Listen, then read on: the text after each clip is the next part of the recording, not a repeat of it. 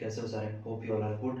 तो आज हम लोग एक न्यू सीरीज का स्टार्ट करने वाले हैं जिसमें हम लोग सी लैंग्वेज के जितने भी क्वेश्चंस हैं प्रैक्टिस के लिए सारे क्वेश्चंस एक एक करके हम लोग एक एक वीडियो के अंदर समझेंगे ड्राई रन के साथ। ठीक है, इससे आपका क्या बेनिफिट्स होने वाला है कि आपको प्रॉपर कोडिंग समझ में आ रहा होगा, इससे स्टेप बाय स्टेप की चल क्या रहा है। इनिशियल फेज में क्या होता है कि बच्चों को समझ में नहीं आता है कि कोडिंग होता क्या है, क्योंकि बच्चे बिहार बोर्ड से आ रहे होते हैं, हिंदी मीडियम से आ रहे होते हैं, उनका बैकग्राउंड में कभी कोड पढ़ नहीं रहे होते हैं। तो यहाँ पर आकर के कॉलेज में बहुत ज़्यादा दिक्कत होता है, उनको कोडिंग समझ में नहीं आता है। तो यहाँ पर हम लोग एक एक चीज़ समझेंगे एक एक क्वेश्चन के साथ, उसमें स्टेप बाय स्टेप एक एक पॉइंट का मतलब समझते हम लोग चलेंगे। ठीक है, तो आज के इस पर्टिकुलर लेक्चर में हम लोग देखने वाले question write a C program to add two integer. तो सबसे पहले देखिए, कभी भी अगर क्वेश्चंस मिले कोडिंग करने के लिए, कोड करने के लिए, तो सबसे पहले उस क्वेश्चन को ट्राई कीजिए मैथ के अंदर लिखने का, मैथमेटिकली एक्सप्रेशन में उसको इनपुट करके देखिए, फिर उसके बाद आप सी में कन्वर्ट कीजिएगा, तो उससे आपको समझने में बहुत ज़्यादा हेल्प मिल जाता है। ठीक है, तो क्या है हमारा write a C program to add two integers. ठीक है, अगर इसको हम लोग मैथ में लिखेंगे तो उसको कैसे लिख पाएंगे? राइट और टू इंटीजर्स को ऐड करना है, तो a प्लस बी और इसको ऐड करके सम में डाल देना है, सम बराबर a प्लस बी। ये हमारा मैथमेटिकली एक्सप्रेशन हो जाएगा इस सी लैंग्वेज के लिए। मैथमेटिकली एक्सप्रेशन क्या हो जाएगा? Write a C program to add two integers. ठीक है, अब बात आता है कि इसको सी लैंग्वेज में कैसे कन्वर्ट करें। ठीक है, तो देखते हैं हम लोग। तो देखिए, जब कभी भी हम लोग सी लैंग्वेज का कोड लिख रहे होते हैं तो सबसे पहला जो हमारा लाइन होता है जिसको हम लोग ऐड करते हैं ताकि उसका फंक्शन लाइब्रेरी फंक्शन खुल जाए, जिसमें हम लोग कीवर्ड्स वगैरह फंक्शंस वगैरह सी का यूज कर सके, वो हमारा पहला लाइन होता है हेडर फाइल। क्या होता है? Header file. सी का हेडर फाइल क्या होता है? Has include stdio dot H. ठीक है, देखिए ये लाइन सी में आप कभी भी कोई भी कोड कीजिएगा तो आपको पहला लाइन सेम लिखना पड़ेगा, यही क्या है? Has include studio dot H. ठीक है, इसमें ध्यान देने वाला बात है कि जो हैज है उसको प्री प्रोसेसर डायरेक्टिव बोलते हैं, ये आपको बात ध्यान में रखना, ये इंटरव्यू वगैरह क्वेश्चंस में पूछा जा सकता है। ठीक है, अब बात आता है इंक्लूड क्या है। तो इंक्लूड कुछ नहीं है, इंक्लूड नॉर्मल एक इंग्लिश वर्ड है जो कि इंक्लूड कर रहा है सी के हेडर फाइल को। ठीक है, अब आ जाते हैं इसको, तो इसको इस ब्रैकेट को हम बोलते हैं एंगुलर ब्रैकेट, आप लोग ध्यान में रखिएगा। ठीक है, और इसको हम लोग बोलते हैं एसटीडी को बोलते हैं स्टैंडर्ड। एसटीडी को क्या बोलते हैं हम लोग? स्टैंडर्ड बोलते हैं। ठीक है, आई से होता है हमारा इनपुट और ओ से क्या होता है हमारा? आउटपुट। ओ से क्या होता है हमारा? आउटपुट। और डॉट एच क्या होता है हमारा? डॉट एच हमारा हेडर फाइल का एक्सटेंशन होता है। बहुत लोग डॉट एच को ही हेडर फाइल बोल देते हैं, नहीं, ये पूरा का पूरा लाइन हेडर फाइल है। ठीक है, बट डॉट एच क्या उसका? डॉट एच उसका एक्सटेंशन होता है हेडर फाइल का। तो होप करते हैं पहला लाइन आप समझ रहे होंगे। आपको पहला लाइन हमेशा ही लिखना होता है क्योंकि पहला लाइन के बिना आप सी का किसी भी कीवर्ड या फिर फंक्शन का यूज कर ही नहीं सकते। यही कंपाइलर को बता रहा होता है कि आप सी लैंग्वेज में कोड करने जा रहे हैं। ठीक है, तो ये तो रहा हमारा पहला लाइन। अब दूसरा लाइन का अगर बात करें तो दूसरा लाइन होता है हमारा आई एन टी मेन और पैरेंथेसिस। ठीक है, देखिए अब आई एन टी मेन और पैरेंथेसिस का यूज क्यों होता है? तो सी में आप जब भी कोड कीजिएगा और कोड को रन कराइएगा तो वो कोड एग्जीक्यूट होगा तो हमेशा ही मेन फंक्शन के द्वारा एग्जीक्यूट होगा। ठीक है, देखिए क्या होता है ना कि सी के अंदर बहुत सारे फंक्शंस होते हैं, बहुत सारे ऑपरेशंस हो रहे होते हैं, बट कहाँ से कोड स्टार्ट करना है, कहाँ पर खत्म करना है, ये कंपाइलर को पता नहीं रहता है। लेकिन जब हम लोग उसको मेन फंक्शन से इनिशियलाइज करा रहे होते हैं तो कोड को पता चल जाता है कि अगर कोई भी चीज हम लोग एग्जीक्यूट करेंगे तो कंपाइलर को पता चल जाता है कि हमारा एग्जीक्यूशन होगा तो मेन फंक्शन से ही होगा। ठीक है, यहाँ पर हम लोग मेन फंक्शन का यूज कर रहे होते हैं। और आईएनटी क्यों लिखते हैं? आईएनटी बेसिकली इंटीजर का रिप्रेजेंटेशन है, यानी कि जो हमारा मेन फंक्शन होता है वो हमेशा ही एक इंटीजर वैल्यू को रिटर्न करता है, इसीलिए हम लोग इसका रिटर्न टाइप आईएनटी मेन यहाँ पर लिख रहे होते हैं। आप इन दो लाइन को हमेशा ही याद कर लीजिए क्योंकि ये दो लाइन हमेशा ही सेम रहने वाला है किसी भी कोड के अंदर सी प्रोग्रामिंग में। ठीक है, ये दोनों लाइन हमेशा ही सेम रहने वाला है। तो इसके बाद अब हमारा आता है कोड ब्लॉक। क्या आता है? Code block. कोड ब्लॉक यानी डबल करली ब्रेसेस के बीच के जो स्पेस होते हैं उन्हें कोड ब्लॉक बोलते हैं। इन्हीं के अंदर प्रॉपर हम लोग कोडिंग लिख रहे होते हैं। अब बात आता है कि कोड ब्लॉक कुछ खास है क्या? तो हाँ, कोड ब्लॉक को खास माना जाता है, इन्हीं के अंदर कोडिंग लिखा जाता है। और इसका जो सबसे पहले यूज हुआ था वो किस लैंग्वेज में हुआ था, तो हमारा BCPL लैंग्वेज में हुआ था। देखिए ये ऑब्जेक्टिव में फिर इंटरव्यू वगैरह में क्वेश्चंस आ जाते हैं हमारे कि कोड ब्लॉक यानी कर्ली ब्रेसेस का यूज सबसे पहले किस लैंग्वेज ने किया था, तो बेसिक BCPL लैंग्वेज ने किया था। और इसका फुल फॉर्म का बात करें तो इसका फुल फॉर्म है बेसिक कंपाइलर प्रोग्रामिंग लैंग्वेज। क्या है, बेसिक कंपाइलर प्रोग्रामिंग लैंग्वेज। ये लैंग्वेज सी लैंग्वेज से जस्ट पहले बना हुआ था, इसके अंदर कोडिंग हो रहा होता था इससे पहले, सी से पहले, फिर उसके बाद सी लैंग्वेज हमारा आया। ठीक है, तो ये बात आपको ध्यान रखना है, कोड वर्ड जो कोड ब्लॉक होते हैं उनका इन्वेंशन या फिर यूज सबसे पहले कौन से लैंग्वेज में हुआ था, तो BCPL लैंग्वेज में हमारा हुआ था। तो अब बात कर रहे थे कि हमें कोडिंग में करना क्या है। हमें कोडिंग में बस नॉर्मली ये दिखाना है, सम करना है, A+B बराबर सम। ठीक है, जो कि हमारा मैथमेटिकल एक्सप्रेशन है जिसको सी लैंग्वेज में हमको चेंज करना है। तो यहाँ पर आप देख सकते हैं, यहाँ पर हम लोग वेरिएबल का यूज कर रहे हैं, ए यूज कर रहे हैं, बी यूज कर रहे हैं और सम यूज कर रहे हैं। क्यों, क्योंकि ए बी और सम जो है हमारा वेरिएबल है। अब वेरिएबल का यूज हम लोग क्यों कर रहे हैं, इसलिए कर रहे होते हैं वेरिएबल में हम लोग अलग अलग इंटीजर का वैल्यू डाल करके अलग अलग नंबर्स के लिए सम निकाल सके। कहने का मतलब कि एक बार हम एक्सप्रेशन लिख दिए उसमें हम बार बार ए और बी का वैल्यू चेंज कर करके सम का वैल्यू हम लोग अलग अलग निकाल सकते हैं, अलग अलग ए और बी के वैल्यू के लिए। इसीलिए हम लोग वेरिएबल का यूज कर रहे होते हैं। तो आ जाते हैं सी के अंदर। तो सी के अंदर हमारा क्वेश्चन क्या बोल रहा है, दो इंटीजर को ऐड करना है। इंटीजर, तो यहाँ पर हमारा डेटा टाइप का भी यूज करना है, तो डेटा टाइप हम लोग ले लेंगे int a, b, सम। और एक बात ध्यान रखिएगा कि जैसे ही हम लोग इंग्लिश के अंदर किसी सेंटेंस को खत्म करते हैं, बंद कर देते हैं, वहां पर फुल स्टॉप लगाते हैं, वैसे ही हमारा सी लैंग्वेज के अंदर सेमीकोलन लग रहा होता है। ठीक है, तो सबसे पहले हमने यहाँ पर क्या किया, जगह बनाया। क्या जगह बनाया, वेरिएबल का नाम लिया। हमारे पास 3 वेरिएबल यूज हो रहा था सम में। देखिए सबसे पहले सबसे इजी चीज है कि आप चीजों को मैथमेटिकली कन्वर्ट कर लीजिए मैथ के एक्सप्रेशन में, फिर उससे आप सी में कन्वर्ट कीजिए। तो यहाँ से आप देख सकते हैं कि हमारा कितने बॉक्सेस, कितने वेरिएबल का जरूरत है, 3, ए बी और तीसरा सम। ए बी को ऐड करके कहाँ स्टोर कराना है हमको, सम के अंदर स्टोर कराना है। तो सी के अंदर भी हम लोग अपना स्पेस बना लेंगे। इंटीजर क्यों लिख रहे हैं, क्योंकि हमारा क्वेश्चन ही बोल रहा है कि जो हमारा टाइप होना चाहिए नंबर्स का वो इंटीजर होना चाहिए, इसीलिए हम इंटीजर लिख रहे हैं। डेटा टाइप में int और ए बी सम जगह, क्योंकि हमें चाहिए होगा चीजों को बनाने के लिए। ठीक है, अब बात आता है कि जैसे ही हमारा प्रोग्राम रन होगा, प्रोग्राम रन होते से ही यूजर को दिखना चाहिए कंसोल के ऊपर कि उसे करना क्या है। अगर आपको दो नंबर का ऐड चाहिए, सम चाहिए, तो सबसे पहले आपके पास दो नंबर होने चाहिए, तभी तो सम कर पाइएगा। ऑब्वियस सा बात है, दो नंबर अगर होंगे ही नहीं तो सम ही कैसे कर पाइएगा।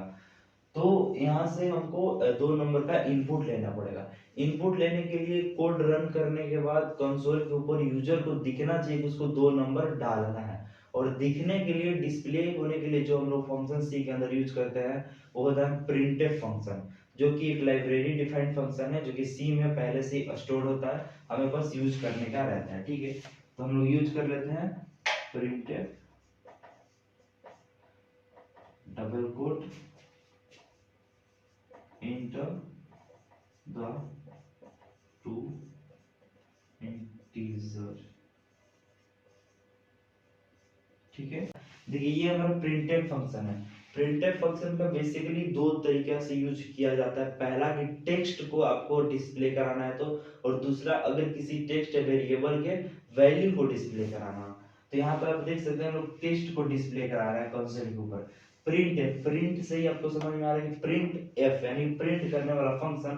तो इसके बाद आ जाता है हमारा पैरेंथेसिस, और पैरेंथेसिस के अंदर हमारा रहता है डबल कोट, और डबल कोट के अंदर हम लोग टेक्स्ट टेक्स्ट लिख रहे होते हैं, मांग रहे होते हैं जो हमें यूजर से चाहिए होता है। तो जैसे ही हमारा कोड ये रन होगा, कोड हमारा रन होगा, तो स्टार्टिंग में ही कंसोल के ऊपर क्या आएगा कि इंटर द टू इंटीजर, यानी कि उसको पता चल जाएगा यूजर को कि हमें करना क्या है, हमें दो इंटीजर का वैल्यू डालना है। इसमें हम लोग ऐसे भी लिख सकते हैं enter the value of A and B, यानी कि ए और बी का वैल्यू डालना है सम के लिए। ठीक है, तो ये बेसिकली यहाँ पर हम लोग टेक्स्ट लिख रहे हैं। और एक बात ध्यान रखिएगा कि डबल कोट के बीच जो हम लोग टेक्स्ट लिख रहे होते हैं उसे स्ट्रिंग बोलते हैं। क्या बोलते हैं, स्ट्रिंग, यानी anything which is written in between double quote is called string. इस चीज को आपको ध्यान रखना है।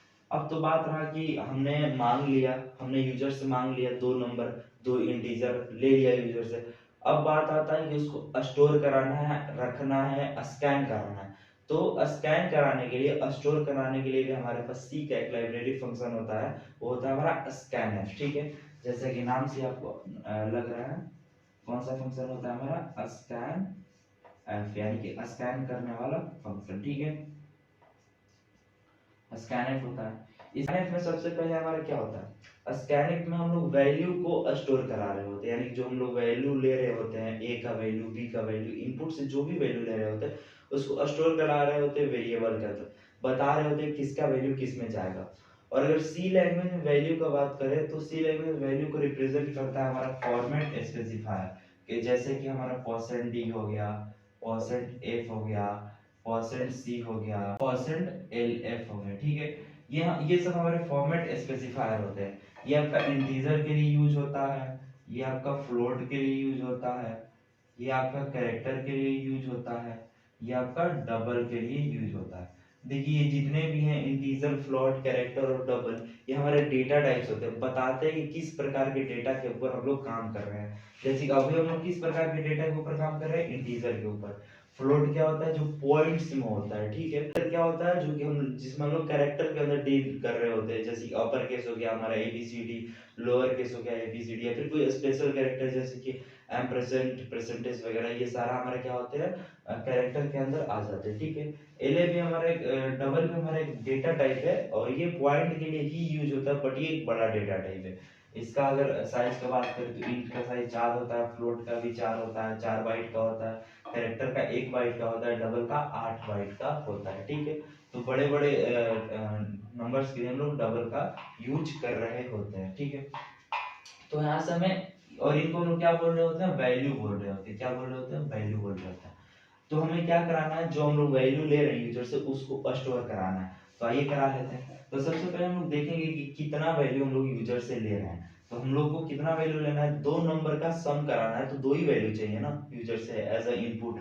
तो पहला वैल्यू और किस में चाहिए, तो इंटीजर में चाहिए। तो पहला वैल्यू हमारा परसेंट डी और दूसरा वैल्यू है हमारा परसेंट डी। ठीक है, पहला वैल्यू क्या है हमारा परसेंट डी, दूसरा वैल्यू क्या है परसेंट डी। इन दोनों को देखिए, ये जितने भी है ना, ये सबको फॉर्मेट स्पेसिफायर बोलते हैं। क्यों, क्योंकि ये सब बताते हैं कि कौन सा डेटा है, इंटीजर, फ्लोट, कैरेक्टर, डबल। ठीक है, ये सारा चीज दिखा रहे होते हैं। तो इंटीजर में हम लोग 2 वैल्यू ले लेते हैं, और जो डबल कोट के अंदर और जो 2 वैल्यू लेना रहता है वो दोनों वैल्यू हमारा कहाँ होना चाहिए, तो डबल कोट के अंदर होना चाहिए। डबल कोट के अंदर दोनों वैल्यू होना चाहिए। उसके बाद फिर हम लोग कॉमा ऑपरेटर का यूज कर रहे होते हैं, और कॉमा के बाद फिर हम लोग एम्परसेंड ऑपरेटर का यूज कर रहे होते हैं, एम्परसेंड ए कॉमा एम्परसेंड बी।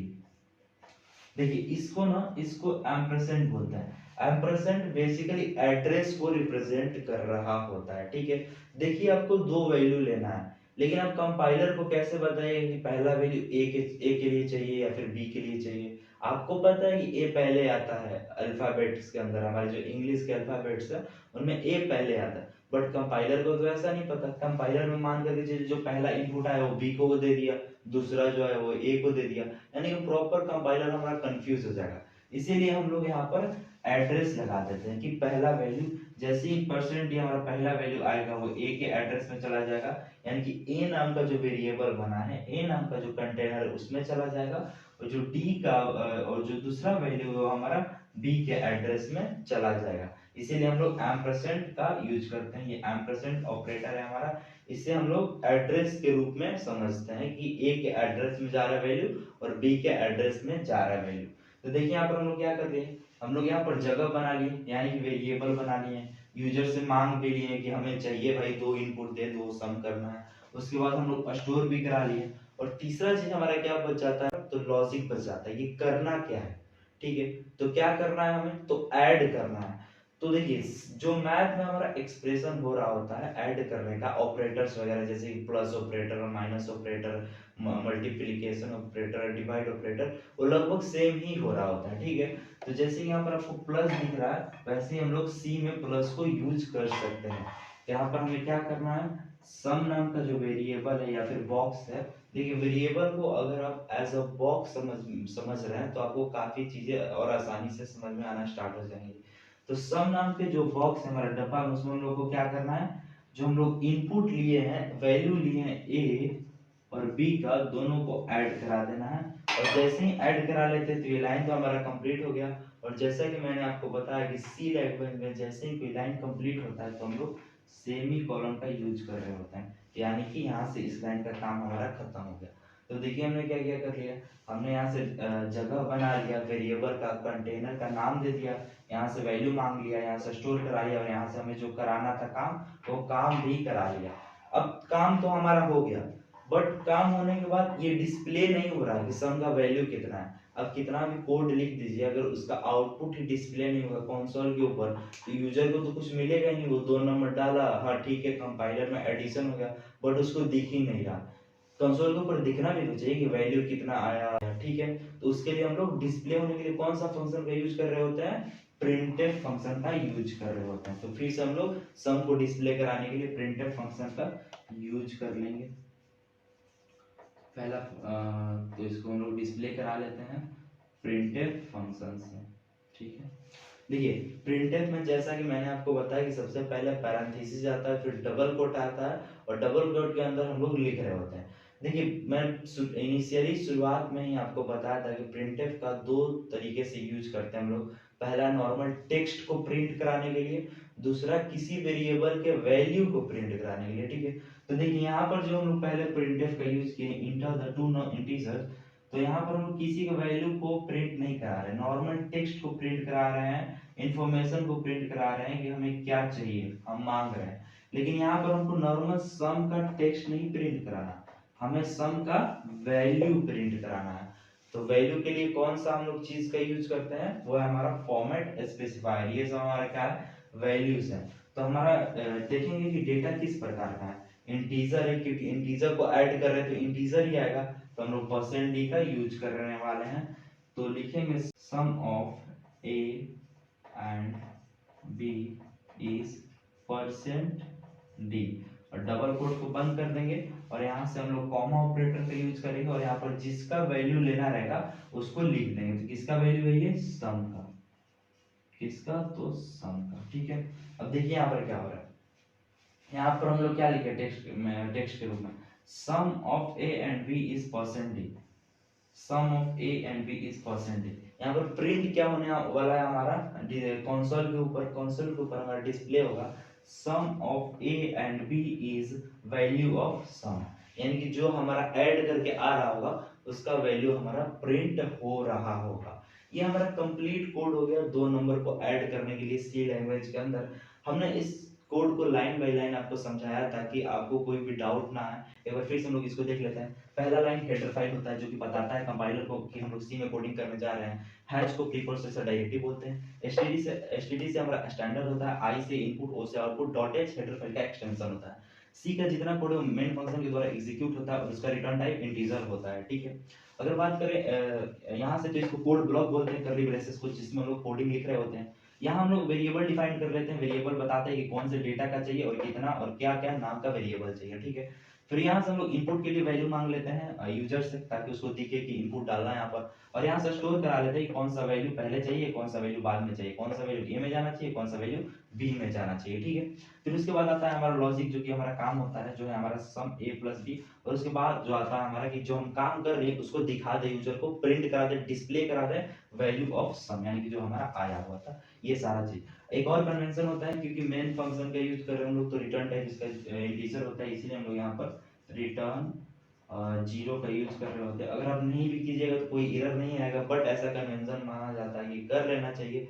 तो इसको आप और ज्यादा एनहांस करने के लिए रिटर्न 0 भी लिख सकते हैं कोड ब्लॉक से पहले, ठीक है। और कुछ बेसिक चीजों का बात करें तो एक बात ध्यान रखिएगा कि जो ये एम्परसेंड होता है हमारा एड्रेस, इसका सिर्फ स्कैनफ में ही यूज होता है। बहुत लोग इसको प्रिंटफ में यूज कर देते हैं, या फिर प्रिंटफ का सिंटैक्स देख करके यहाँ पर एम्परसेंड का यूज नहीं होता है तो स्कैनफ में यूज करना भूल जाते हैं। लॉजिकली चीजों को समझिए, स्टोर कराना है, स्टोर कराने के लिए आपको उसको बताना पड़ेगा कहाँ स्टोर कराना है, तो इसीलिए हम लोग एड्रेस का यूज कर रहे होते हैं, ताकि पता चल जाए पहला वैल्यू किस में जा रहा है, दूसरा वैल्यू किस में जा रहा है। लेकिन प्रिंटफ में एड्रेस का यूज करने का कोई जरूरत नहीं है, क्योंकि जैसे हम %d और कॉमा ऑपरेटर के बाद वेरिएबल को लिख रहे होते हैं, ये डायरेक्ट उसके वैल्यू को निकाल करके प्रिंट कर दे रहा होता है। ठीक है, तो ये रहा हमारा सी का प्रॉपर कोड। इसको एक बार हम लोग अपने कंपाइलर के ऊपर रन करके देख लेते हैं कि क्या ये सही आउटपुट जनरेट कर रहा है कि नहीं।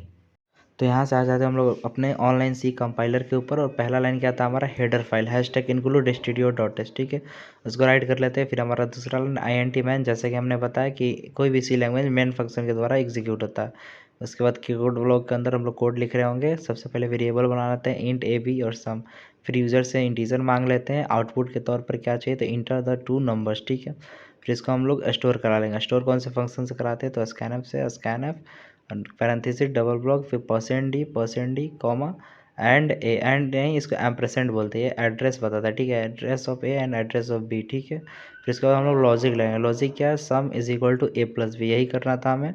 फिर इसको हम लोग डिस्प्ले कर देंगे। डिस्प्ले करने के लिए क्या करेंगे, प्रिंटफ फंक्शन का यूज करेंगे। प्रिंट करने के लिए printf sum of A and B is %d, और %d क्या करेगा, वैल्यू बता देगा। किसका वैल्यू बताएगा, हमारा तो सम का वैल्यू बताएगा, इसीलिए कॉमा में हम लोग सम लिख देंगे, तो यहाँ पर हमारा सम प्रिंट हो जाएगा। ठीक है, इसके बाद हम लोग रिटर्न 0 को लिख देंगे, क्योंकि जो हमारा इंटीजर, क्योंकि हमारा मेन फंक्शन हमेशा ही इंटीजर को रिटर्न करता है। तो यहाँ से हमारा कोड कंप्लीट हो गया। यहाँ से हम लोग डालते हैं इनपुट 4 और 5, तो देख सकते हैं हमारा आउटपुट 9 आ रहा है। फिर 5 और 5 डाले